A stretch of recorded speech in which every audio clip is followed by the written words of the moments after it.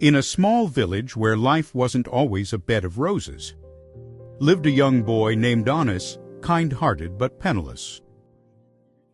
He had a crazy idea, to plant a gold coin, hoping it would sprout. He waited a day, a week, a month, 2 years, going around in circles. Just as he was beginning to lose hope, one fine day, a small miracle occurred. A tiny sapling appeared. Honest was breathless. His heart pounded. And overjoyed, he ran as fast as he could to tell his dear mother the news. His mother, who had never believed in Santa Claus when it came to golden trees, nevertheless agreed to go with her son. She was certain it was a mistake.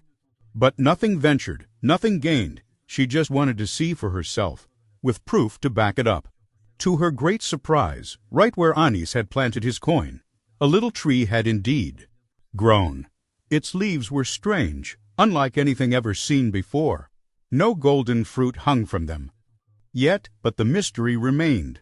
The mother was stunned. It was beyond comprehension. "It's impossible," she murmured. "I can't believe my eyes." Yet, driven by curiosity, she couldn't help but ask Anis to let the tree grow. Who knows? She thought time will tell. Perhaps there was more to it than meets the eye. Day after day, Anis, our budding little gardener, persevered. He continued to water his tree with unwavering devotion, his heart filled with unshakable conviction. He was certain that this tree would bring wealth and happiness to his entire family. Patience and time accomplish more than strength or fury, he may have told himself. 5 long months passed at a snail's pace. One morning, Anis couldn't believe his eyes. Giant gold coins hung from the branches, glittering in the sunlight. He was overjoyed, tears of happiness streaming down his cheeks. He rushed over, for at a time, to tell his mother, who nearly fell off her chair. His mother, still in shock, went outside to see for herself. To her astonishment, it wasn't a small tree anymore, but a gigantic specimen standing, taller than the houses. But what left her speechless wasn't so much the glittering gold coins, but the crowd of people gathered in front of their house. The news had spread faster than the wind. In the eyes of these neighbors, young and old, one could read not only surprise, but also a burning desire to take their share of the treasure hanging from the branches. But not everyone can be king. The tree was in the private garden of Anis and his family. It was clear they would have to make a decision quickly.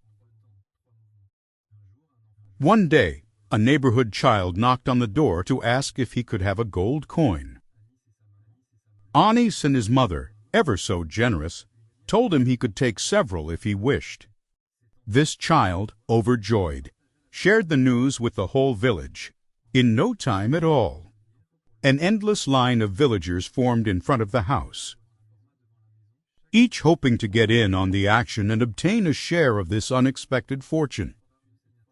Anis and his mother knew that the inhabitants of their village were poor and lacked everything. They thought, why be picky, or deprive themselves of the gold? The earth offered in abundance. They were more than happy to share. After this day, rich in generosity and sharing, the family went to sleep happy, especially since gold coins continued to grow at their home.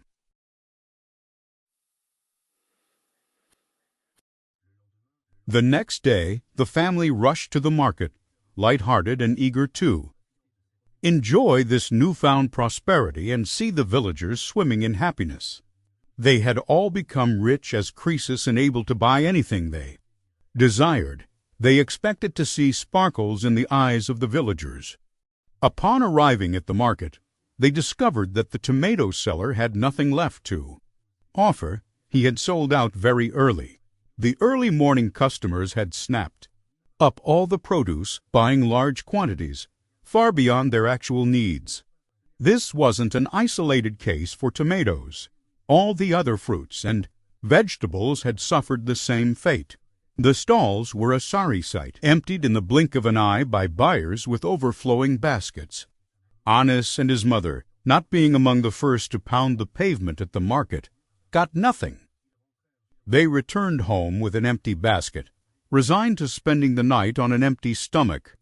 What irony, despite their newfound wealth, they went hungry that evening. The merchants, delighted to have sold their stock so quickly, resolved to return the next day with an abundance of fruits and vegetables to satisfy all their customers.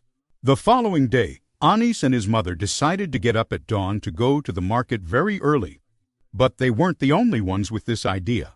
Before the vendors had even arrived, the line of customers stretched as far as the eye could see. It was still dark when the first arrivals, eager for bargains, once again stripped the market bare in less than an hour. The stalls were already deserted before the sun even broke the horizon.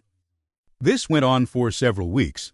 Those who arrived first at the market cleared the stalls. At first, the vendors were happy to go home early and spend the rest of the day with their families. But very quickly, the wholesalers' stocks of tomatoes began to run out. It was to be expected, while the quantity of gold coins had become enormous. Beyond what anyone knew what to do with, the quantity of tomatoes and other produce remained the same. As before, the vicious cycle continued. Market goods became scarcer and more expensive every day, while gold became increasingly abundant. Consequently, fruits and vegetables became almost impossible to find, and vendors could no longer obtain enough. Some did and even bring back 10 kilos of tomatoes a day to share among the entire village. Of course, everyone wanted their share of these now so precious goods, and all were ready to pay top dollar. All that remained in the village was gold coins. A kilogram of tomatoes that once cost 1 gold coin was now worth more than 1,000. Soon, you practically had to sell an arm and a leg to buy a single tomato, a kilogram of gold for a single fruit. The situation had become extremely critical. Determined to solve this serious problem, Anis went to his garden to plant more golden trees. But this only made matters worse. The more money people had and the fewer goods there were, the more expensive those goods became, reaching exorbitant prices. Anis and the entire village quickly realized that the more gold there was, the less it would be worth, without solving the real problem. Indeed, the more money people had, the more they were willing to pay for goods whose quantity remained unchanged. It was a vicious cycle. Anis had not yet fully grasped this fundamental economic lesson. Does gold in large quantities truly have value as long as the quantity of actual goods remains the same? And if, instead of planting enormous golden trees, he had planted enormous tomato trees and other crops, what would the result be today? This was the question that remained unanswered.